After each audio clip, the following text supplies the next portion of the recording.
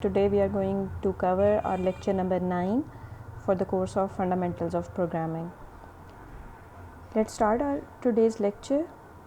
In today's lecture we are going to cover the very important topic of our course, that is arrays. We are going to cover all the details of the arrays. We are going to know how we can define them, how we can declare them, how we can access them, and how we can change or update them. And especially then we are going to study how they are different with respect to different data types. They are not majorly different with respect to data types except the one, that is character arrays. So we are going to cover that as well. Let's start with the introduction.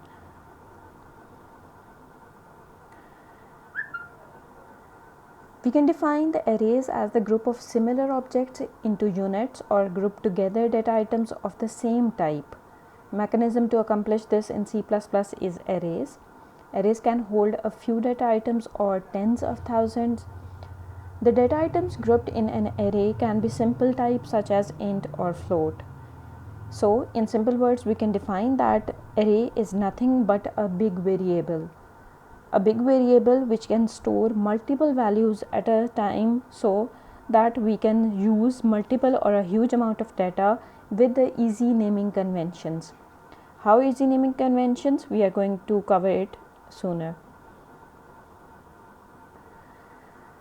For defining the array or for accessing the array, we must know some index numbers by which we can access the elements. As I am saying that array is nothing but a big variable, so it is going to store multiple values at a time.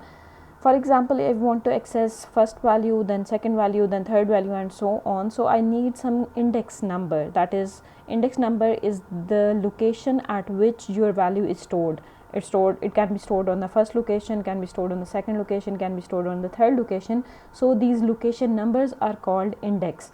So by index of the array, you can access different items in your array.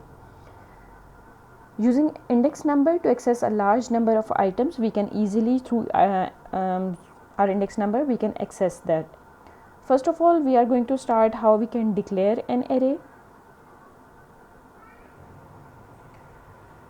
So let's first we have to know how we can declare an array. हम अपने एक array को declare कैसे कर सकते हैं? Similar to like your variables, जैसे हम एक variable को declare करते हैं, बिल्कुल उसी तरीके से हम array को declare कर सकते हैं. सिर्फ एडिशनल चीज़ इसमें क्या ऐड हो जाएगी, that is the size of this array. Means कि हम एक वेरिएबल के अंदर कितनी वैल्यूज़ को स्टोर करना चाहते हैं.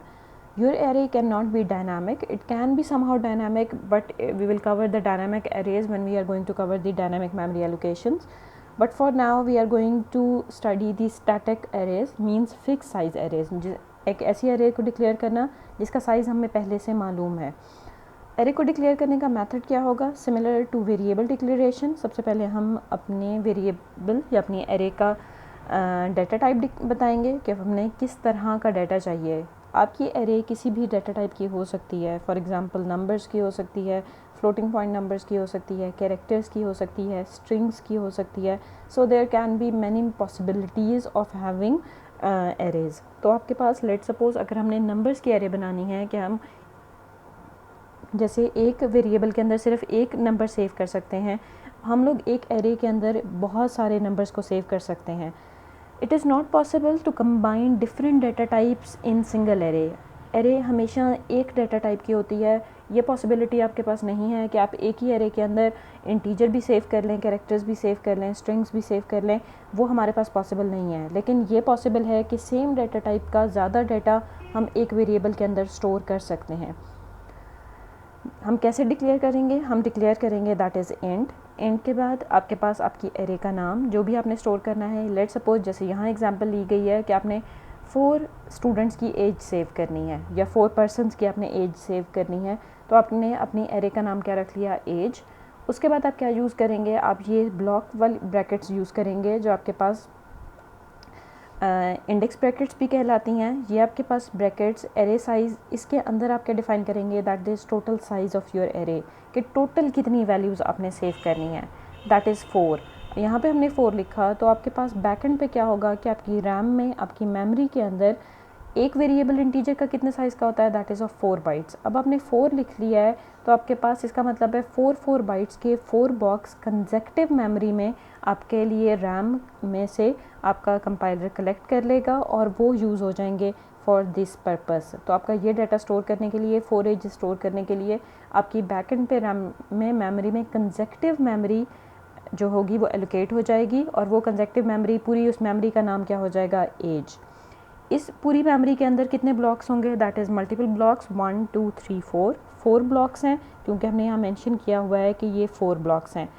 But with respect to 4 blocks इसको एक्सेस करने का तरीका थोड़ा सा डिफरेंट होगा। We are not going to start it with 1, जिस तरीके से हमने लूप्स में मैंने ये बात की थी कि हमें एरेज में ज़रूरत पड़ेगी 0 से स्टार्ट करने की। तो यहाँ पे वो चीज़ आपके पास आती है कि टोटल साइज इज़ 4, कि जब आप डिक्लेयर कर रहे होंगे वहाँ 4 बताएंगे, लेकिन जब आप उनको एक्सेस करने लगेंगे then it is going to be from 0 to 3। So 0, 1, 2 and 3. Total size is 4, but the index size is starting from 0 always, that is 0, 1, 2 and 3. Third mean the fourth member, second mean the third member, first mean the second member and 0 means the first member. So आपके पास counting start होगी 0, 1, 2 and 3 से. Like other variables in C++, an array must be defined before it can be used to store information. Obviously सबसे पहले हमें उसे declare करना पड़ेगा and after declaring or defining it हम उसको use कर सकते हैं. And like other definitions, an array definition specifies a variable type and a name. Obviously हमें इसको declare करने के लिए यहाँ पे definition से मुराद obviously the declaration है. Declaration के लिए हमें उसी तरीके से data type और उसका नाम बताना पड़ेगा. But it includes another feature that is a size, कि हमें इसके साथ must size को define करना पड़ेगा. The size specifies how many data items in the array will contain. It immediately follows the name and is surrounded by square brackets. For example, int age 4. आपने जब भी साइज़ डिफ़ाइन करना है तो जो भी आप अपनी एरे का नाम रखेंगे उसके फ़ौरन बाद आप उसके स्क्वायर ब्रैकेट्स लगाएंगे और 4 लिखेंगे. आप अपने वेरिएबल के नेम या एरे के नेम और इन स्क्वायर ब्रैकेट्स के दरमियान में स्पेस नहीं दे सकते, क्योंकि अगर आप स्पेस देंगे तो वो कंपाइलर उसमें एरर क्रिएट करेगा. आपका ये मस्ट इसके साथ कंबाइन होना चाहिए. The number in the bracket must be a constant or an expression that evaluates to a constant, and it should also be an integer. आपके एरे का साइज़ हमेशा होल नंबर्स में होगा. मींस आप ये नहीं रख सकते कि आप कहें कि मुझे 3.5 एजेस सेव करनी है, या आप ये नहीं कह सकते कि मैंने 3.5 या 2.5 नेम सेव करने हैं. ऑब्वियसली या एक नाम होगा या 2 नाम होंगे या 3 नाम होंगे. आप ये नहीं कह सकते कि आपके पास 2.5 नाम है या 3 नाम की बजाय आप कह रहे हैं कि 3.5 नाम है. तो आपको होल नंबर्स में इसको डिफ़ाइन करना होगा. जो भी आपके ब्लॉक्स हैं आप फुल ब्लॉक ले सकते हैं, आप उसका पॉइंट्स में या हाफ ब्लॉक या कम मेमोरी नहीं ले सकते. So it must be N integer value, और या फिर यहाँ पे कोई आप एक ऐसा एक्सप्रेशन लिख सकते हैं जिसका आंसर एक इंटीजर वैल्यू होगा.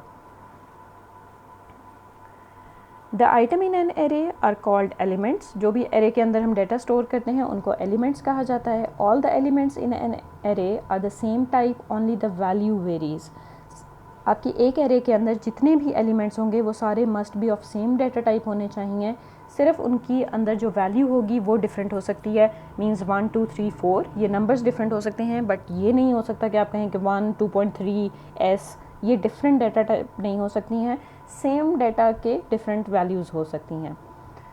Memory grows downwards in the figure, that is the first array element are on the top of the page, later elements extend downwards. जो आप इसको डायग्राम में ले रहे हैं ये एक्चुअली ऊपर से स्टार्ट कर रहा है और ऊपर से नीचे की तरफ यहाँ पे शो हुआ है. But it is not really must thing to understand कि ये ऊपर से नीचे है, नीचे से ऊपर है. ऑब्वियसली जो आपकी रैम है उसका स्ट्रक्चर कम्प्लीटली डिफरेंट होता है. आपको सिर्फ ये जानने की ज़रूरत है कि ये कंसेक्टिव मेमोरी होती है. ये नहीं हो सकता कि मेमोरी में वो एक ब्लॉक एक जगह पे ले ले, फिर आपके पास कुछ और डाटा सेव कर ले आपके कंप्यूटर से रिलेटेड कुछ भी, और फिर बाकी डाटा सेव करे. ये पॉसिबल नहीं होता. तो इसने एरे के लिए मस्ट कंसेक्टिव मेमोरी लेनी होती है.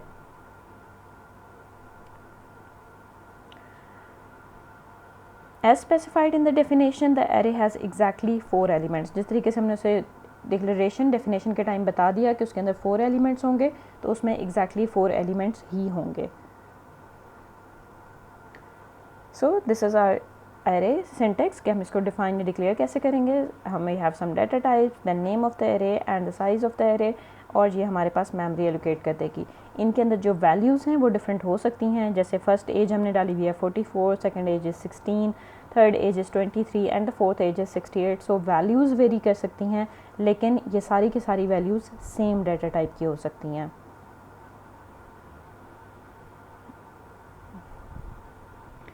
The first element is numbered zero. ये एक बहुत इंपॉर्टेंट पॉइंट है एरेज़ को अंडरस्टैंड करने के लिए कि एरेज़ का पहला एलिमेंट हमेशा ज़ीरो इंडेक्स पे होता है।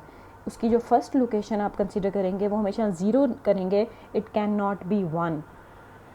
दस since there are 4 elements, the last one is number 3, क्योंकि टोटल अगर 4 हैं और हम ज़ीरो से शुरू कर रहे हैं तो इसका मतलब है कि जो लास्ट एलिमेंट होगा वो 3 होगा। This is potentially a confusing situation. You might think the last element in a 4 element array would be numbered 4, but it's not. So be careful when you are using it कि जब भी आप इसको use कर रहे हो तो last element कभी भी वो एलिमेंट नहीं होगा जितना टोटल साइज़ है। जैसे अगर आपने एरे डिफ़ाइन की हुई है 10 एलिमेंट्स की, तो आपका लास्ट एलिमेंट होगा वो 9th एलिमेंट होगा, बिकॉज 0th एलिमेंट से हम स्टार्ट कर रहे हैं। 10th वैल्यू कौन सी होगी? जो 9th इंडेक्स पे एग्जिस्ट करती होगी। So it will always be 1 number less than total size. आप जहाँ डिक्लेयर करोगे, जहाँ वेरिएबल पहली दफ़ा एरे बना रहे होंगे, वहाँ टोटल साइज़ बताएंगे, लेकिन जब उनको एक्सेस कर रहे होंगे तो आप उसके लिए क्या करेंगे? ऑब्वियसली उसके लिए आप 0 से काउंट करेंगे। Now the next point is to how we can use them, how we can access them. But before going to access them, first we want to know what is the benefits of your defining arrays. हम arrays को define क्यों करना चाहते हैं, इसके क्या advantages हैं, हम थोड़ा इसके रिस्पेक्टिव डिस्कस करते हैं। Before going to start how we can use our arrays किस तरह से काम करती हैं, कैसे हम उनको एक्सेस कर सकते हैं, कैसे उनको डाटा असाइन कर सकते हैं, ये सब कुछ जानने से पहले हमारे लिए ये जानना इम्पॉर्टेंट है कि हमें एरेज़ की ज़रूरत क्या है। What is the importance of array की इम्पॉर्टेंस क्या है, एरे का यूज़ कहाँ पे है, हमें से क्यों रिक्वायर्ड है, जिसके लिए हमें एरेज़ को या एक बिग वेरिएबल को डिफ़ाइन करना पड़ रहा है। Let's take a small example. I want to create a software or an application for my students only. I just want a very small application in which I want to save all the data of my students. मैं अपने students को पढ़ा रही हूँ. Let's take today's this class example. You are 26 students. हमें 26 students के respective अपने program को एक क्रिएट करना चाह रही हूँ, और मैं चाह रही हूँ मैं 26 स्टूडेंट्स के नाम सेव कर सकूँ, उनका रजिस्ट्रेशन नंबर सेव कर सकूँ, उनके मार्क्स सेव कर सकूँ, एंड सो ऑन, उसकी डिफरेंट इन्फॉर्मेशन सेव कर सकूँ। Now come to the point, how many variables I need for this. मुझे कितने वेरिएबल्स रिक्वायर्ड हैं ये डाटा सेव करने के लिए। Let's make it very simple. सबसे सिंपल रख लेते हैं कि हमने क्या सेव करना है। फॉर एग्ज़ाम्पल मैंने अपने आप सब स्टूडेंट्स के रजिस्ट्रेशन नंबर अपने पास सेव करने हैं। मुझे आप सबके रजिस्ट्रेशन नंबर सेव करने के लिए जितने स्टूडेंट्स हैं उतने रजिस्ट्रेशन नंबर सेव करनी है। इसका मतलब है मुझे उतने वेरिएबल्स बनाने की ज़रूरत है। आपके रजिस्ट्रेशन नंबर किस डेटा टाइप के होते हैं? That is of integer. तो मुझे इंटीजर टाइप के जितने स्टूडेंट हैं उतने वेरिएबल्स बनाने की ज़रूरत है। Let's consider the example of 20 कि अगर मेरी क्लास में 20 स्टूडेंट्स हैं तो मुझे 20 वेरिएबल्स बनाने पड़ेंगे उन सब का रजिस्ट्रेशन नंबर सेव करने के लिए। सो R1, R2, R3, R4, R5 and R6 and blah blah blah. I'm tired. Oh, not only tired but I also made many mistakes in it. कि मैंने ये बनाते हुए काफ़ी मिस्टेक्स भी कर दी हैं। R1, R2 मैंने दूसरी बार डिक्लेयर कर दिया, देन R3 और 4 के साथ मैं R लगाना भूल गई हूँ।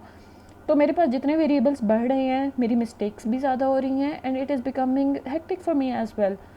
सेकेंडली, आपके पास ये तो अभी सिर्फ registration number and only 5 student. Let's take the example कि आपने उन सब के स्टूडेंट्स के नाम भी सेव करने हैं। नाम हम किस में सेव कर सकते हैं? We have a string data type, okay, yes, okay, for name, so N1, N2, N3, N4, what is happening. सो मैं कितने वेरिएबल्स आखिर ऑब्वियसली क्रिएट करूँगी कि मुझे ये सारा डाटा स्टोर करना पड़े। I need 20 registration, so 20 variables for registration only. I need 20 names, so 20 variables only to store the names. Then for example 20 इसके हो गए, 20 रजिस्ट्रेशन नंबर हो गए, 20 नेम हो गए, और उन सब के आपके मैंने मार्क्स सेव करने हैं। लेट सपोज मैं टोटल मार्क्स कैलकुलेट करना चाह रही हूँ, जो भी आपके फाइनल टोटल मार्क्स अब तक हो चुके हैं आपके कोर्स के, मैं वो करना चाह रही हूँ। तो उसके लिए भी मुझे एटलीस्ट कितने वेरिएबल्स रिक्वायर्ड होंगे? 24 मार्क्स, राइट। तो मेरे पास 20, 20 एंड 20, मेरे पास ऑलमोस्ट 60 वेरिएबल सिर्फ इतना सा डाटा सेव करने के लिए क्रिएट हो गए हैं। इसके नीचे मैं जितनी लॉजिक बनाऊंगी, जितने वेरिएबल बनाऊंगी, मुझे वो 20 बार बार यूज़ करने पड़ेंगे। मुझे उन 20 के नाम याद रखने पड़ेंगे, उनमें से कोई एक मिस होने का चांस बहुत ज़्यादा है, एक नाम दोबारा लिखने का चांस बहुत ज़्यादा है। So there are much more expected errors जो हमारे ज़्यादा नंबर ऑफ़ वेरिएबल्स होने की वजह से हो सकते हैं, कि हम जितने वेरिएबल्स बढ़ाते गए हैं उतने हमारे प्रोग्राम में प्रॉब्लम्स ज़्यादा बढ़ते गए हैं। So our task is to shorten them, कि हम उन्हें कम से कम करना चाह रहे हैं, कि बजाय इसके कि हम बहुत सारे वेरिएबल्स बनाएं, क्यों ना हम सेम वेरिएबल को एक वेरिएबल बड़ा बना दें और उसके अंदर सिमिलर टाइप का डाटा सेव कर लें। लेट्स सपोज जैसे मैंने 20 वेरिएबल्स बनाने थे, किसके लिए? 20 रजिस्ट्रेशन नंबर सेव करने के लिए। तो बजाय इसके कि मैं इतने सारे वेरिएबल्स बनाऊँ, मैं क्यों ना कोई एक वेरिएबल बना दूँ, मैं जिसका नाम फॉर एग्जांपल रजिस्ट्रेशन रख देती हूँ, और उसके आगे सिर्फ और सिर्फ क्या बता दूँ? Total size. अब मुझे हर जगह सिर्फ क्या यूज़ करना है? रजिस्ट्रेशन नंबर यूज़ करना है, और अंदर सिर्फ उसकी पोजीशन चेंज करनी है, 0 से लेके 19 तक। 20 is total size and our index is from 0 to 19। तो अगर बजाय इसके, let's for example skip it for a time, हमने एक एरे क्रिएट कर ली जिसमें सिर्फ नंबर सेव हो सकते हैं। क्यों? क्योंकि हमने सबके रजिस्ट्रेशन नंबर सेव करने हैं। इट इज़ नॉट लाइक कि आप एक स्टूडेंट का रजिस्ट्रेशन नंबर होल नंबर्स का होगा तो दूसरे का डेसिमल का होगा, या तीसरे में कैरेक्टर्स ऐड हो जाते होंगे। अब सबके रजिस्ट्रेशन नंबर सेम फॉर्मेट के हैं, तो जब वो सेम फॉर्मेट के हैं तो मैं उस सेम डाटा टाइप की एक एरे क्रिएट कर लेती हूँ। तो मेरे लिए बहुत ईजी हो जाएगा इसको एक्सेस करना एंड यूज़ करना। मेरे पास ये 20 एलिमेंट्स हो गए, तो सिर्फ और सिर्फ मुझे क्या याद रखने की ज़रूरत है? दैट इज़ REG, अपने एक वेरिएबल का नाम जो रजिस्ट्रेशन के लिए यूज़ हो रहा है, और सिर्फ उसके बाद उसको एक्सेस एंड यूज़ करना है। एक्सेस एंड यूज़ करने के लिए you have two methods. One method is without array और directly accessing some index, and the second one is using arrays and accessing all elements of your array. कि आपने सिर्फ कोई एक इंडेक्स, कोई एक एलिमेंट एक्सेस करना है, या सारे के सारे आपने एक्सेस करने हैं? अगर आप एक करना चाहें तो आप डायरेक्टली कोई एक एक्सेस कर सकते हैं। एक एक्सेस कैसे होगा? Whenever you are right you want to access them, तो आप क्या लिखेंगे? सबसे पहले उसका नाम, then your braces block bracket, and उसके बाद आप क्या लिखेंगे? अपना इंडेक्स, कि वो लोकेशन नंबर कौन सी है जिसके ऊपर ये वैल्यूज़ एग्जिस्ट करती हैं। 0 पे पड़ी हुई है, 1 पे पड़ी हुई है, 2 पे पड़ी हुई है, या 19 पे पड़ी हुई है। So if I am going to write 0, तो इसका मतलब है मैं फर्स्ट लोकेशन की बात कर रही हूँ, कि मैंने पहला रजिस्ट्रेशन नंबर इसके अंदर ऐड कर दिया, that is 191222 for example this one, 1912 and 222। Okay fine.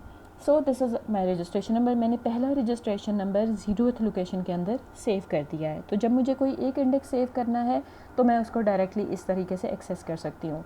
मैंने सेकंड करना है तो मैं किस तरीके से करूँगी? Registration of 1 is equal to 19122222 and something like that.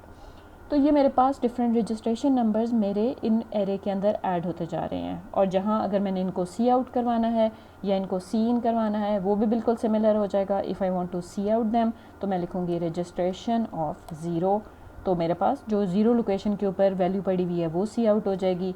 मैं सेकंड लोकेशन को डिफ़ाइन नहीं करना चाहती, बल्कि यूज़र से अगर लेना चाहती हूँ तो मैं सी इन कर सकती हूँ, C in registration number and then and put for example 2। Okay. तो मैंने एक एरे डिक्लेयर कर दी। अब मुझे सिर्फ क्या याद रखने की ज़रूरत है? ये वेरिएबल का नाम, और उसके बाद बाकी सारी चीज़ें हैं वो विद रिस्पेक्ट टू उस लोकेशन हो जाएंगी, कि किस लोकेशन के ऊपर मैंने क्या सेव करना है और किस सीक्वेंस में करना है। हमें सिर्फ और सिर्फ अब सीक्वेंस का ख्याल रखना पड़ेगा, बाकी सारी चीज़ें ऑटोमेटिकली होती जाएंगी। There might be a question in your mind कि हम लोग तो स्टिल बहुत सारी लाइंस लिख रहे हैं, आखिर हम कितनों के इस तरह से डालेंगे?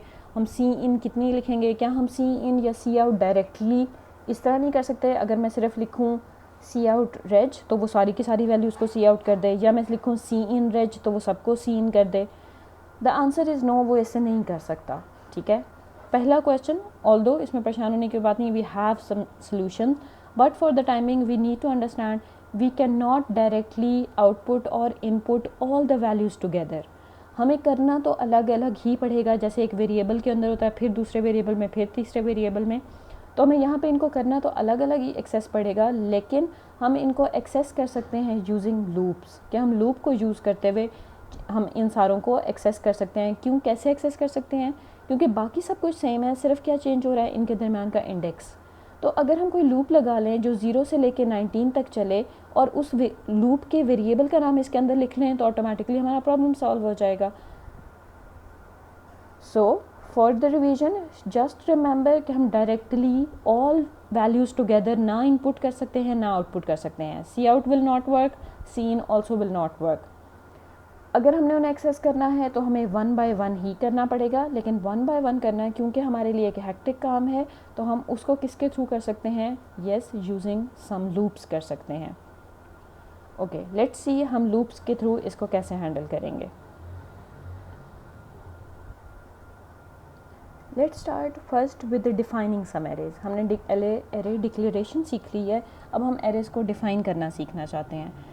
सबसे पहले जब भी आपने कभी भी एरेज को यूज़ करना है, you must first declare them. जिस तरीके से वेरिएबल को पहले डिक्लेयर, वेरिएबल बनाए बगैर हम उसको यूज़ नहीं कर सकते, बिल्कुल उसी तरह से पहले एरे बनानी पड़ेगी और उसके बाद ही उसको यूज़ किया जा सकता है।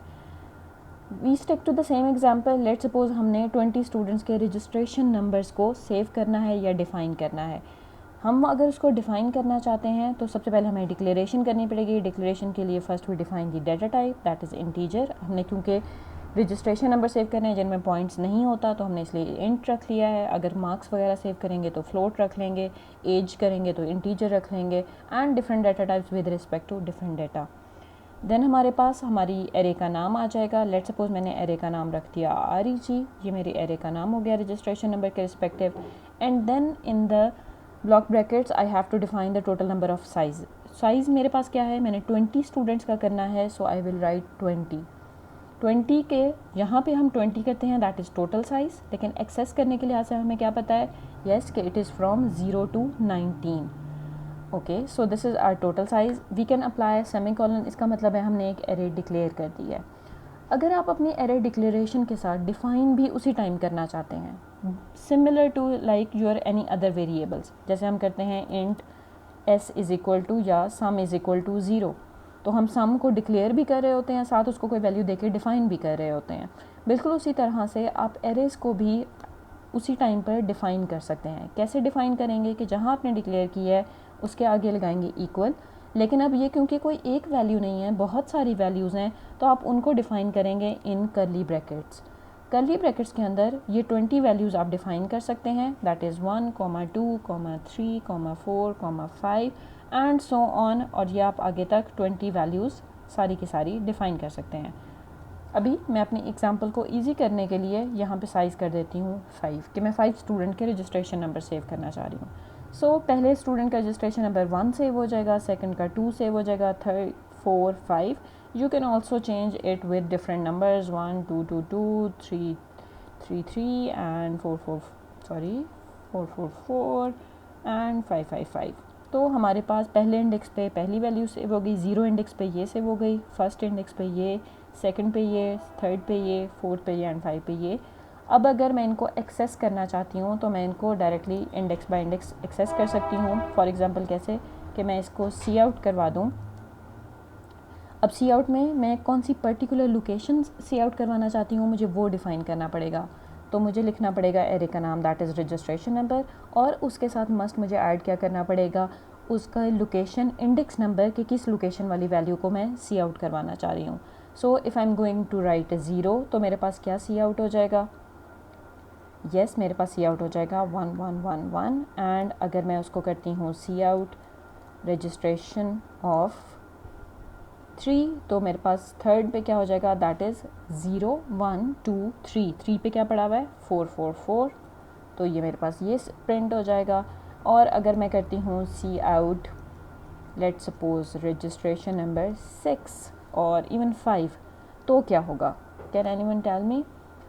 5 नंबर यहाँ पे आपकी मेमोरी में एग्जिस्ट ही नहीं करता, तो सो आपके पास या तो आपका प्रोग्राम क्रैश हो जाएगा, मतलब चलते चलते बंद हो जाएगा, या फिर आपके पास एरर आ जाएगा, या फिर आपके पास ये हो सकता है कि ये कोई डाटा शो तो कर देगा लेकिन वो कम्प्लीटली डमी डाटा होगा, फॉल्स डाटा होगा, जो उसने रैम में क्योंकि कंजेक्टिव मेमोरी थी, तो उस मेमोरी में के आगे जो भी मेमोरी में लोकेशन पे वैल्यू पड़ी हुई है वो उसको उठा के एक्सेस कर लेगा और आपको शो करा देगा, which is not a good thing. आपको अपने इन एरेज के जब भी इंडेक्स आउट ऑफ इंडेक्स हो जाता है तो मेजॉरिटी केसेस में आपका प्रोग्राम क्रैश हो जाता है। तो प्रोग्राम को क्रैश होने से बचाने के लिए आपको ख्याल रखना है कि आप ये इनकरेक्ट या इनवैलिड इंडेक्स यूज़ ना करें। सो 0 is the starting index, maximum index is the 4, 5 is not any index in this array, तो हम इसको यूज़ नहीं कर सकते। ये हमने डिफरेंट इंडेक्स के रिस्पेक्टिव सीख लिया। Now next point is how we can access all the arrays, how we can access all the elements of our array using some loop. So next we are going to study that.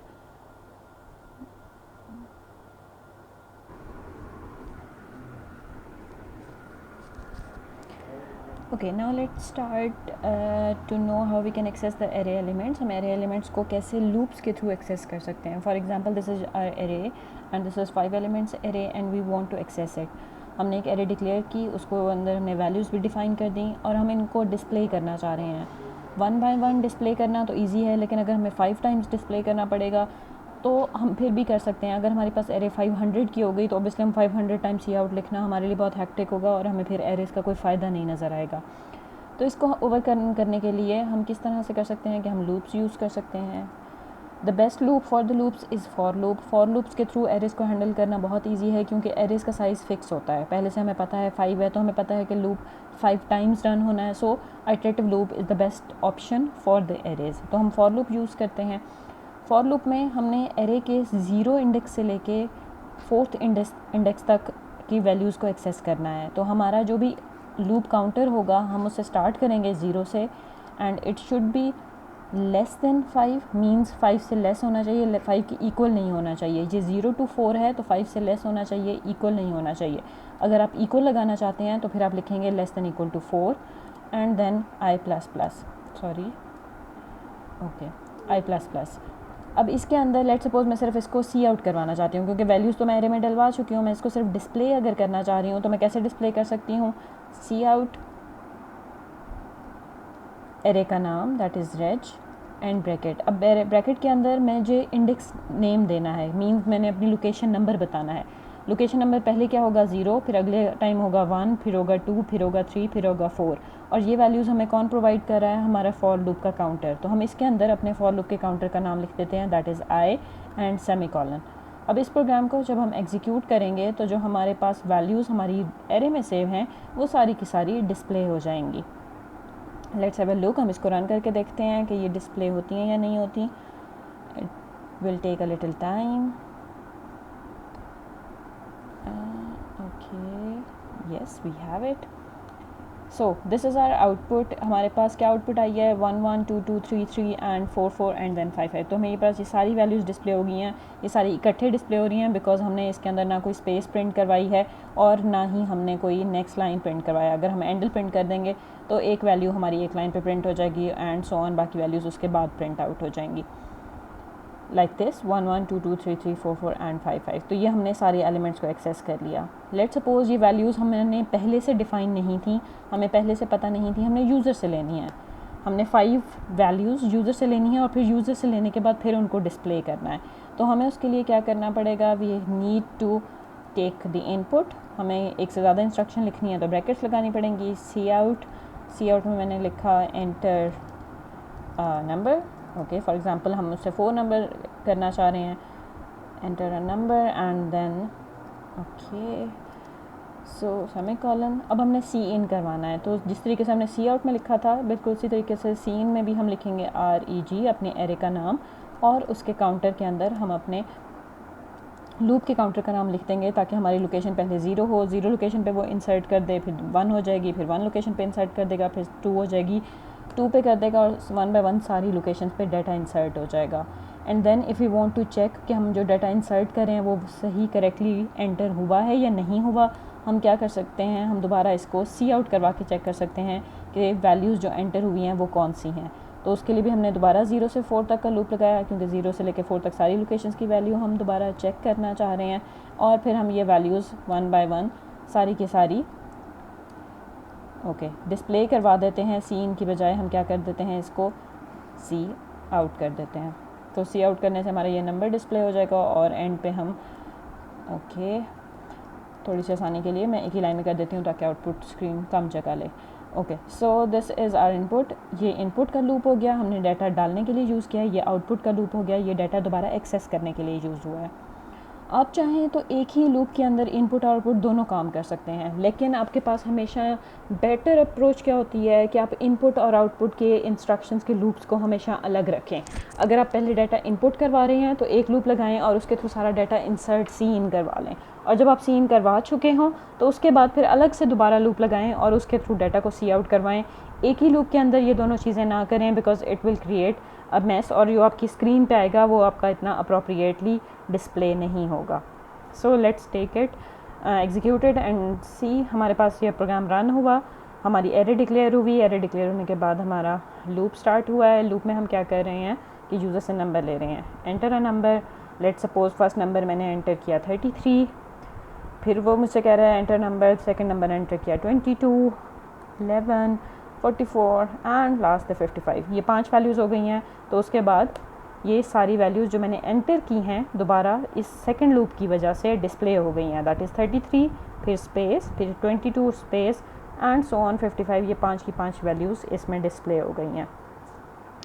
Just for the practice अगर हम try करके देखते हैं, मैं यहाँ पे कर देती हूँ गलती से 5 कि मैंने इंडेक्स स्टार्ट किया 0 से लेकिन मैं 5 तक ले गई हूँ, तो उस केस में क्या होगा।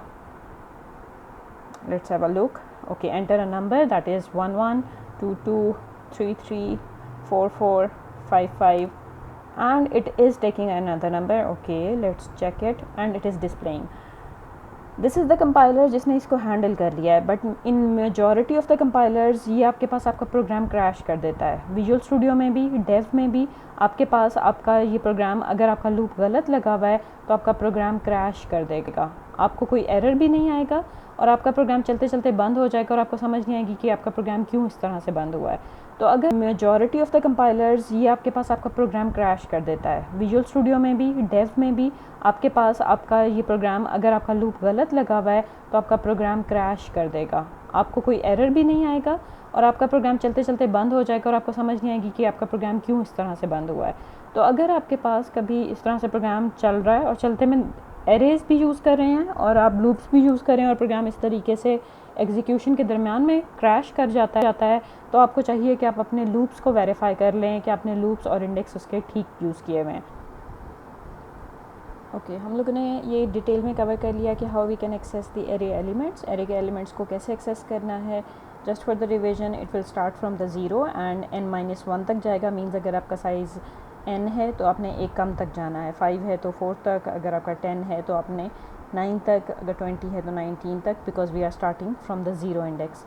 सो we learn how we can access the array elements using loops. तो हमने लूप्स के थ्रू अपने एलिमेंट्स को एक्सेस करना सीख लिया है, चाहे हम उसे सी इन करवाना चाह रहे हों, चाहे हम सी आउट करवाना चाह रहे हों, तो हम इस तरीके से लूप्स को यूज़ करते हुए हम उनको एक्सेस कर लेंगे और उसके अकॉर्डिंगली हमने अपनी आउटपुट को भी ऑब्ज़र्व कर लिया है। Okay, so now the next point is that when we want to access, we insert a value into an array with the line C in age j. The second time we read it out with the line C out, you entered age j. In both cases the expression for the array element is age j. जो भी आप C in use कर रहे हैं, चाहे आप C out use कर रहे हैं, दोनों के अंदर array और उसको array का index को mention करना is going to be quite the same thing. Okay, this consists of the name of the array followed by brackets delimiting a variable j. Which of the 4 array element is specified by this expression depending on the value of the j. So j की value different होगी 0 से लेके 3 तक। So first time ये होगा as of 0, फिर होगा as of 1, फिर होगा एज ऑफ 2 एंड फिर होगा एज ऑफ 3। तो इस तरीके से 0 से लेके 3 मीन्स जो 4 की आपने एरे क्रिएट की हुई है वो सब के लिए सारे एलिमेंट्स को 1 by 1 एक्सेस कर लेगा। द वेरिएबल और constant in the bracket is called the array index. जो हमारे उसके ब्रैकेट्स के दरमियान में वैल्यू आती है उसे हम इंडेक्स कहते हैं। Since J is the loop variable in both for loops, it start at 0 and is incremented until it reaches 3।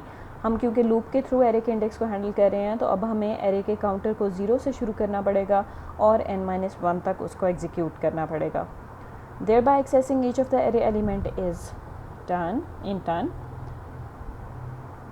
Okay, let's take an example. हम एक एग्जांपल लेते हैं एरे के डिफरेंट वैल्यूज़ को एग्जीक्यूट करने के लिए या इवैल्यूएट करने के लिए। Let's have a scenario in the sales invite the user to enter a series of 6 values representing weight sale for each day of the week. आपने एक प्रोग्राम बनाना है जो आपके यूज़र से 6 वैल्यूज़ लेगा, because 6 days a week, Sunday is considered as the off day.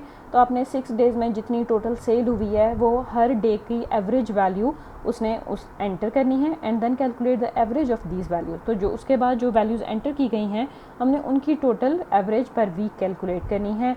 Use an array of type double so that the monetary values can be entered, ताकि हम लोग के पास जो वेट की वैल्यूज़ हैं वो क्योंकि फ्लोटिंग पॉइंट वैल्यूज़ हैं तो हम उन्हें सेव करने के लिए हमें एरे किस टाइप की बनानी पड़ेगी, डबल टाइप की।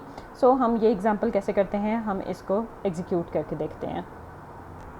Okay, let's now implement our example. हमारी एग्जांपल क्या है कि हमने यूज़र से 6 वैल्यूज़ लेनी है जो फ्लोटिंग पॉइंट वैल्यूज़ हैं और हमें रिक्वायरमेंट दी गई थी कि अपनी एरे क्रिएट करें ऑफ डबल टाइप ताकि आपका डाटा प्रॉपर्ली स्टोर हो सके। So first we have to declare an array of size 6। तो हम लिखते हैं double. Double is our data type like float, float की बड़ी डाटा टाइप है। उसके बाद हमने उसमें वेट्स क्योंकि हमने सेव करने हैं तो हम अपनी एरे का नाम भी W रख लेते हैं। लेट्स सपोज W हमने रख लिया फॉर द वेट, और उसके बाद साइज़ बताना है टोटल कितनी वैल्यूज़ हमने एंटर करनी है 6। तो हमने यहाँ 6 वैल्यू सेव करनी है और आगे सेमीकोलन लगा के हमारी एरे डिक्लेयर हो गई। Now we need to take input from the user. हमें यूज़र से ये 6 वैल्यूज़ सी इन करवानी है। So for that we are going to use the loop, iterative loop obviously.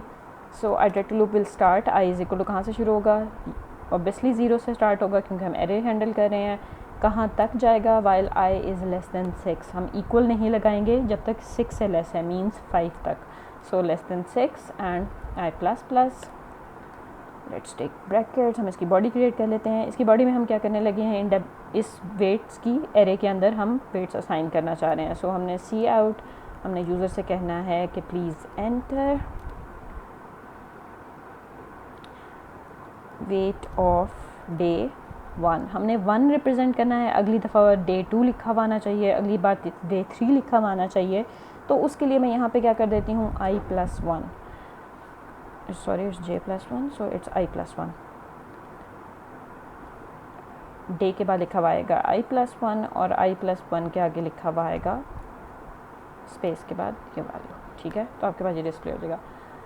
यहाँ पे सिर्फ ये नोट करने की ज़रूरत है, ये i+1 करने से i की वैल्यू चेंज नहीं हो रही है, सिर्फ स्क्रीन पे डिफरेंट आ रही है। सो क्योंकि हम डे 0 कोई 0 डे नहीं होता तो हम स्क्रीन पे 0 को 1 लिखा हुआ दिखाना चाह रहे हैं, 1 को 2 लिखा हुआ दिखाना चाह रहे हैं, 2 को 3, ताकि हमारा 1 से लेकर 6 तक लिखा हुआ है। तो सिर्फ डिस्प्ले करने के लिए मैंने यहाँ पे i+1 कर दिया है ताकि एक नंबर ज़्यादा लिखा हुआ स्क्रीन पे नज़र आए, बट इन एक्चुअल ये अपडेट नहीं हो रहा। देन सीन में हमने क्या किया कि यहाँ पे हमने एरे का नाम लिखेंगे एंड उसके आगे उसका इंडेक्स फर्स्ट टाइम क्या होगा 0, अगले टाइम क्या होगा 1, फिर अगले टाइम क्या होगा 2। तो यहाँ पे ये वैल्यू हमें किससे मिल जाएगी, इस आई काउंटर से जो हमारा लूप काउंटर है। तो ये हमारे रन करने से यूज़र हमसे 6 वैल्यूज़ ले लेगा। लेट्स हैव अ लुक कि हमसे 6 वैल्यूज़ ले रहा है या नहीं ले रहा। मैंने प्रोग्राम का एग्जीक्यूट किया and this is my output. Enter weight of day 1 का हमने लेट्स सपोज एंटर किया 20। मैं सारी वैल्यूज़ सेम एंटर कर रही हूँ जस्ट टू नो क्यों एवरेज करेक्ट आती है या नहीं आती, क्योंकि अगर सारी वैल्यूज़ ठीक होंगी तो एवरेज भी वही आएगी। सो 20.2, then 20.2 again, then 20.2 again, and then 20.2 again, and finally the 6th value that is 20.2 again।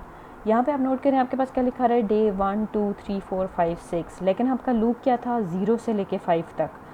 क्योंकि मैंने यहाँ सी आउट के अंदर i+ लिखा हुआ है तो इस वजह से ये मेरे पास 1 से लेकर 6 दिखा रहा है। But in actual back and पे ये कैसे काम कर रहा है, ये बैक एंड पे हमारी एरे के लिए और काउंटर के लिए 0 से 5 ही काम कर रहा है। सिर्फ डिस्प्ले हमें ये 1 से 6 तक इस तरीके से कर रहा है, बिकॉज जो हमारा यूज़र है वो तो नहीं अंडरस्टैंड करता कि एरेज क्या हैं, एरे का इशू क्या होता है, एरे का इंडेक्स क्या होता है। वो तो कोई नॉर्मल यूज़र होगा जिसको प्रोग्रामिंग नहीं आती है, तो उसकी आसानी के लिए हमने इस तरह से डिस्प्ले करवाया है। सो हमारा प्रोग्राम यहाँ तक ठीक चल रहा है कि हम 6 वैल्यूज़ ले रहे हैं यूज़र से। फ़ाइन, प्रोग्राम एंड हो गया क्योंकि उसके बाद हम कुछ नहीं कर रहे थे। अब हमने क्या करना है कि हमने ये जो 6 वैल्यूज़ यूज़र्स एंटर कर रहा है, हमने इन वैल्यूज़ को का एवरेज कैलकुलेट करना है। एवरेज कैसे कैलकुलेट करते हैं, सारी वैल्यूज़ को सम कर लें और सम करने के बाद जब आप उसको divided by total number of values करें तो आपके पास एवरेज आ जाती है। First we create a variable for our average and also for the sum. सो हम पहले एक सम के लिए वेरिएबल क्रिएट कर देते हैं, sum is equal to initialize कर देते हैं 0 के साथ, और एक एवरेज का वेरिएबल क्रिएट कर देते हैं, उसे भी हम 0.0 से इनिशियलाइज़ कर देते हैं। राइट तो सबसे पहले हमें क्या करना है कि हमारे एरे में जितने एलिमेंट्स पड़े हुए हैं उन सारे एलिमेंट्स को हमने सम करना है। तो सम करने के लिए भी अगेन हमें लूप लगाना पड़ेगा ताकि 1 बाय 1 हमारी वैल्यूज़, जो 0 वाली वैल्यू है वो सम में डल जाए, फिर 1 वाली वैल्यू आके सम में डल जाए, फिर सेकंड वैल्यू सम में डल जाए, फिर थर्ड वाली, तो 1 बाय 1 हम सारी वैल्यू सम के अंदर ऐड करते जाएंगे। So we are going to write a loop for our addition for int i is equal to, ज़ाहिर है 0 से शुरू करेंगे, लेस देन 6 तक होगा, मीन्स या फिर इक्वल टू आप 5 कर सकते हैं, एंड i प्लस प्लस, ये दोनों बिल्कुल सेम चीज़ें हैं। लेस देन 6 लिखें या लेस देन इक्वल टू 5 लिखें, ये दोनों बिल्कुल सेम चीज़ें हैं। Okay so we are going to write it. Okay अब हमें यहाँ पे क्या करना है, सम कैलकुलेट करना है। तो हमने क्या करना है, सम किसके इक्वल होगा, जो पहले से सम है, उस जो भी सम में पहले से वैल्यू पड़ी है, प्लस जो भी अब हमें वेट के अंदर न्यू वैल्यू मिल रही है w ऑफ i। तो i की वैल्यू होगी पहली दफ़ा 0, सम के अंदर भी 0 पड़ी हुई है पुरानी वैल्यू, तो 0 में पहली वैल्यू प्लस हुई 20, तो वो 20 इसके अंदर सेव हो गई। फिर लूप की वजह से जब ये वापस आएगा तो सम में क्या हो चुका होगा 20 में प्लस होगा न्यू वैल्यू प्लस होकर फिर सेव हो जाएगी सम में, और इस तरीके से जैसे जैसे ये लूप चलता जाएगा आपके पास सम के अंदर total sum of your array calculate हो जाएगा। हम इसको सी आउट भी करवा लेते हैं, C out sum of all values is equal to, और हम यहाँ पे सम को डिस्प्ले कर लेते हैं and L. Okay so this is going to be a sum. अब हमने सम को यूज़ करते हुए एवरेज कैलकुलेट करनी है, दैट इज़ ईजी। उसके लिए हमें कोई लूप की ज़रूरत नहीं क्योंकि वो एक सिर्फ फंक्शन है।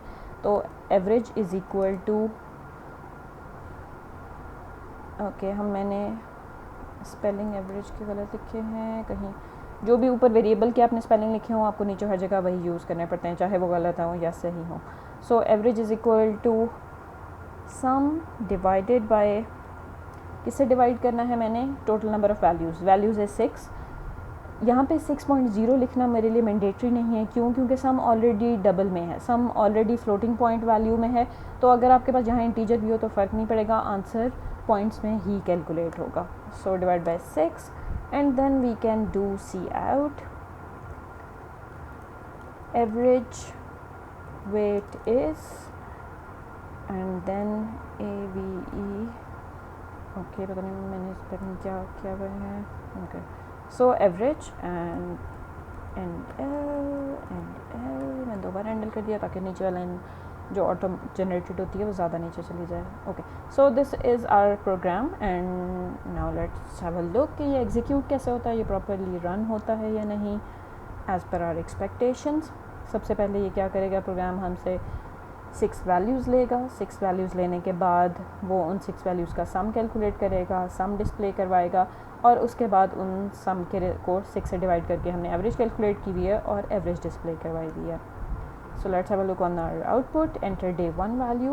ओके सबसे पहले फॉर एग्जांपल मैं कर देती हूँ, जस्ट फॉर द कन्वीनियंस मैं यहाँ पे सेम वैल्यूज़ डालूँगी फॉर ईच डे, सिर्फ ये चेक करने के लिए कि करेक्ट एवरेज आई है कि नहीं आई, क्योंकि अगर मैं डिफरेंट करूँगी तो मुझे वेरीफाई करना पड़ेगा कैलकुलेटर से कि सही एवरेज कैलकुलेट हो रही है या नहीं हो रही। अगर मैं सेम वैल्यूज़ करूँगी तो ऑब्वियसली आंसर भी वही सेम आएगा।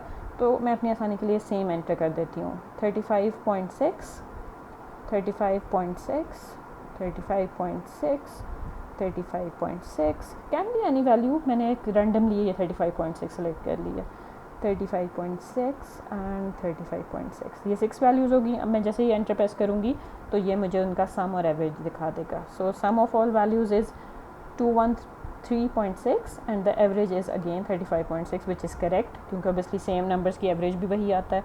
तो आपके पास वही मैंने सेम नंबर इसीलिए डाले थे ताकि मुझे कंफर्म हो जाए कि एवरेज ठीक कैलकुलेट हो रही है। So it is perfectly fine। This was all our program, and we learned how we can sum all the values of our array and how we can then calculate the average and so on. इस तरीके से आप इस methodology को use करते हुए different marks का average calculate कर सकते हैं, डिफरेंट स्टूडेंट्स के एवरेज मार्क्स कैलकुलेट कर सकते हैं, and so on can be different applications जहां आप इसको यूटिलाइज़ कर सकते हैं. Okay, this was more about arrays. हमने अरेज का काफ़ी चीज़ें कवर कर ली हैं, but there is a very important small thing else, that is character arrays. अगर आप इंटीजर एरेज यूज़ कर रहे हैं, फ्लोटिंग एरेज यूज़ कर रहे हैं, इवन आप कैरेक्टर एरेज भी यूज़ कर रहे हैं, it's all the same. But when you are using character arrays तो आपकी प्रोग्रामिंग आपको कुछ ज़्यादा फैसिलिटेट करती है, ज़्यादा बेनिफिट प्रोवाइड करती है. First, what is the reason why the character arrays are different than simple array? The reason is, in real life we know that the combination of characters can create words. हमें पता है कि alphabets के combination से words बनते हैं. तो words को वर्ड्स की तरह हैंडल करने के लिए हमारे बीइंग प्रोग्रामर हमें ज़्यादा कुछ फैसिलिटेट किया गया है, कुछ ज़्यादा अच्छी फंक्शनैलिटीज़ प्रोवाइड की गई हैं, जिसकी हेल्प से हम ज़्यादा ईजीली कैरेक्टर एरेज को एज अ स्ट्रिंग्स हैंडल कर सकते हैं. मींस हम कम्बिनेशन ऑफ कैरेक्टर्स को इकट्ठे डील कर सकते हैं, बजाय इसके कि हम बार बार अलग अलग सारे अल्फ़ाबेट्स को डील करें. इसके लिए हमारे पास पूरी की पूरी एक सी स्ट्रिंग की लाइब्रेरी भी अवेलेबल है. और अब आपके पास जो न्यू सारी आपके पास C++ की लाइब्रेरीज़ आती हैं, उसमें स्ट्रिंग इटसेल्फ एक लाइब्रेरी अवेलेबल है, as a data type available है. तो आप स्ट्रिंग्स को एज अ डाटा टाइप भी डायरेक्टली भी यूज़ कर सकते हैं. आप स्ट्रिंग्स की अगर as a data type use करेंगे, उसकी फंक्शनैलिटी थोड़ी सी डिफरेंट होगी. अगर आप कैरेक्टर एरेज को एज स्ट्रिंग यूज़ करेंगे तो उनकी फंक्शनैलिटी थोड़ी सी डिफरेंशिएट करेगी. लेट्स हैव अ लुक कि ये कैसे काम करती हैं. Okay, let's talk about character arrays. कि अगर हम 4 एरेज क्रिएट करते हैं तो उसमें हमें कुछ और क्या एडवांटेजेस मिलते हैं. हम उन्हें नॉर्मल एरेज की तरह भी डील कर सकते हैं, और हम चाहें तो उसका कुछ बेनिफिट भी ले सकते हैं. लेट्स सपोज मैंने एक कैरेक्टर एरे बनाई है दैट इज़ नेम के नाम से, क्योंकि मेरे नेम में बहुत सारे कैरेक्टर्स होते हैं, और मैंने अप्रॉक्सीमेटली इनफैक्ट इसको कर देते हैं फर्स्ट नेम के नाम से. तो फर्स्ट नेम के रिस्पेक्टिव मैं इसके लिए डिफरेंट कैरेक्टर्स यूज़ कर सकती हूँ. मेरे फर्स्ट नेम में लेट्स सपोज 10 एलिमेंट्स आते हैं या 10 अल्फ़ाबेट्स हैं मैक्सिमम, तो मैंने 10 की एक एरे क्रिएट कर दी. अगर मैंने अब इसमें नाम एंटर करवाना है तो वन ऑफ द मेथड क्या होगा कि मैं उसी तरीके से लूप लगाऊँ. लूप कहाँ से स्टार्ट होगा? इंट i=0 से स्टार्ट होगा, i<10 होगा, एंड देन i++ होगा, राइट. और हम इसके अंदर सीन करवा देंगे. सीन हम क्या करवाएंगे? First name of i, right. तो हम इस तरीके से एंटर जब करवाएंगे तो हमारे पास 1 बाय 1 हमें एक एक कैरेक्टर एंटर करना पड़ेगा. अब अगर इसको मैं रन करूं तो मेरे पास किस तरीके से आउटपुट आएगी? Obviously my output is going to wait कि मैं कोई इनपुट एंटर करूं. तो अगर मैंने इनपुट एंटर करनी है तो it can be for example S, then press E, then H, R, E, S, H and till 10 values. वो मुझे 10 वैल्यूज़ फिर भी लेने के लिए फोर्स करेगा. सो D D D and something मैंने कुछ और एंटर कर दिया, एंड देन मेरा एग्जीक्यूशन कंप्लीट हो गई. हमें इस तरीके से नंबर्स एंटर करना तो कन्वीनियंट लगता है, क्योंकि सारे नंबर सेपरेट होते हैं, एक दूसरे से अलग होते हैं. लेकिन कैरेक्टर्स तो मिलकर एक वर्ड बना रहे होते हैं और हम उनको इकट्ठे यूज़ करना चाहते हैं. तो हमारे पास जब आप कैरेक्टर टाइप एरे बनाते हैं तो उसमें हमारे पास ये कन्वीनियंट है कि हमें कोई लूप यूज़ करने की ज़रूरत नहीं है. हम डायरेक्टली पूरी की पूरी डाटा को सीन करवा सकते हैं सिर्फ यहाँ पे वेरिएबल का एरे का नाम लिख के. So now it is 10 size array of 10 characters array. लेकिन हम इसको डायरेक्टली जब सीन करेंगे तो हम पूरा का पूरा नाम इकट्ठे भी एंटर कर सकते हैं, और जैसे ही हम एंटर प्रेस करेंगे वो 1 बाय 1 सारे कैरेक्टर्स इसके अंदर सेव हो जाएंगे. हम देख लेते हैं कैसे. कि आपके पास हमने किया सी आउट, एंटर योर नेम.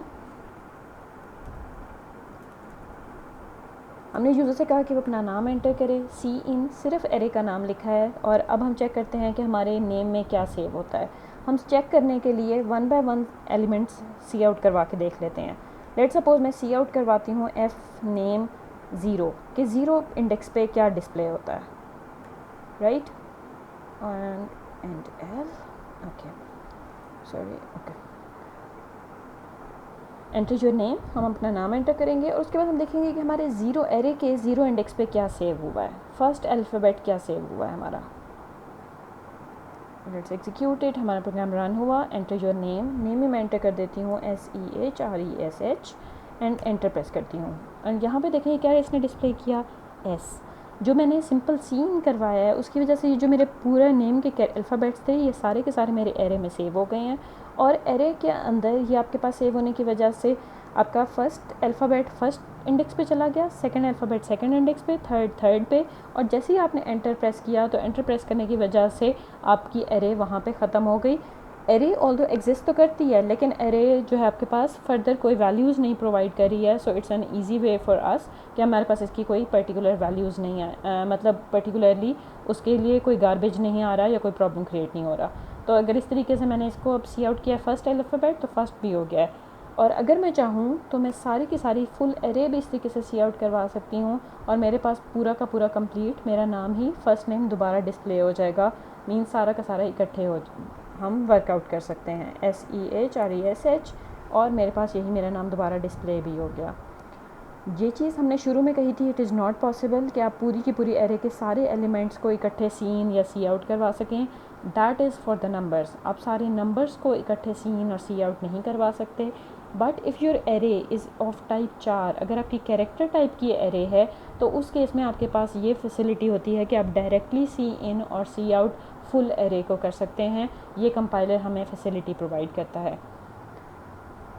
इसमें सिर्फ़ और सिर्फ जो ट्रिकी चीज़ है वो ये है कि आप सिर्फ और आप तब तक वैल्यूज़ एंटर कर सकते हैं until you didn't enter a space. आप स्पेसेस नहीं ले सकते क्योंकि स्पेस का भी मतलब वो वैसे ही लेता है जैसे एंटर का है कि आपका नाम ख़त्म हो चुका है और वहाँ पे वो स्टॉप कर देता है।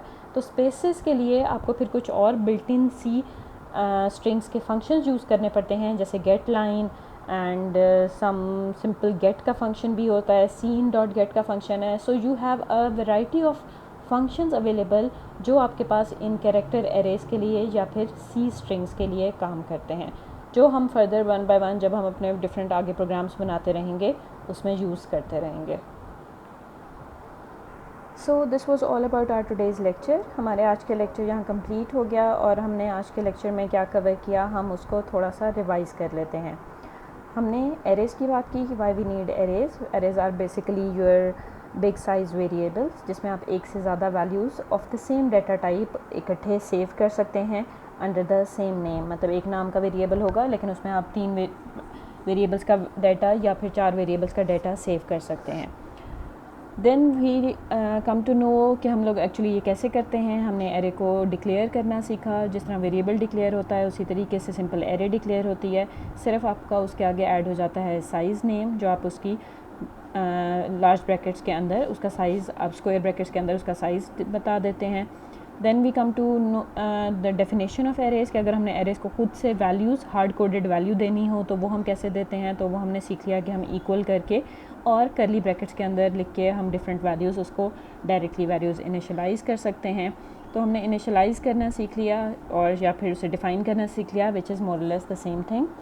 Then we come to the array elements कि आपके एरे के एलिमेंट्स कहाँ से कहाँ तक होते हैं। तो हमें ये पता चला कि एरे के एलिमेंट्स नॉर्मल 1 से शुरू नहीं होते बल्कि 0 से शुरू होते हैं। इसकी रीज़न क्या होती है कि आपके एरे के नाम के अंदर उसका बेस एड्रेस होता है कि रैम में जहाँ से वो एरे स्टार्ट हो रही है वो बेस एड्रेस होता है।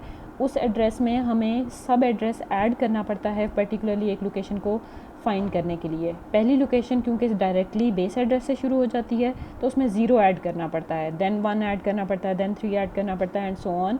तो इस वजह से आपका फर्स्ट इंडेक्स इसका 0 से स्टार्ट होता है और लास्ट इंडेक्स इसका n-1 होता है। मीन्स अगर आपकी एरे का साइज़ 10 है तो आपका लास्ट एलिमेंट 9 होगा, अगर आपकी एरे का साइज़ 100 है तो लास्ट एलिमेंट 99 होगा and so on for different examples. ये करने के बाद हमने अपने एरेज़ को एक्सेस करना सीखा यूजिंग लूप्स कि हम लूप के थ्रू कैसे अपने एरे को एक्सेस कर सकते हैं, हम कैसे डाटा सी इन करवा सकते हैं, कैसे डाटा सी आउट करवा सकते हैं। आपके पास अगर बहुत सारे नंबर्स हैं तो हम उन नंबर्स को किस तरह से सम कर सकते हैं, हम उसकी एवरेज कैलकुलेट कर सकते हैं। And in future you will go through different many other examples कि आप किस तरीके से जिसमें आप एरे एलिमेंट्स को एक्सेस करना सीखते रहेंगे। And then the last but not the least कि हमने ये कवर किया कि हमारे पास अगर कैरेक्टर एरेज हों तो वो कैसे नंबर या इंटीजर या फ्लोटिंग एरे से डिफरेंट होती हैं। तो वो हमें आइडिया हुआ कि जिस तरीके से हम इंटीजर एरे और फ्लोटिंग एरे के सारे एलिमेंट्स को इकट्ठे सी इन या सी आउट नहीं करवा सकते, लेकिन हम कैरेक्टर एरेज़ को इकट्ठे सी इन या सी आउट करवा सकते हैं। ये कंपाइलर हमें कैरेक्टर्स के लिए फैसिलिटी प्रोवाइड करता है, बिकॉज़ कंपाइलर भी ऑब्वियसली ह्यूमंस के क्रिएट किए हुए हैं and humans know that the combination of characters are the words, जो डिफरेंट आपके अल्फ़ाबेट्स हैं वो कंबाइन होकर वर्ड्स बनते हैं। तो उन वर्ड्स को वर्ड्स की तरह हैंडल करना हमारे लिए भी और यूज़र के लिए भी ज़्यादा अप्रोप्रिएट और ज़्यादा आसान है।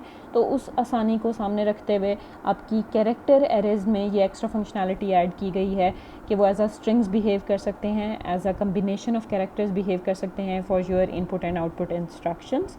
And it is very easy. We have many more C string functions. इस तरह की जो कैरेक्टर एरेज होती हैं इनको सी स्ट्रिंग्स कहा जाता है।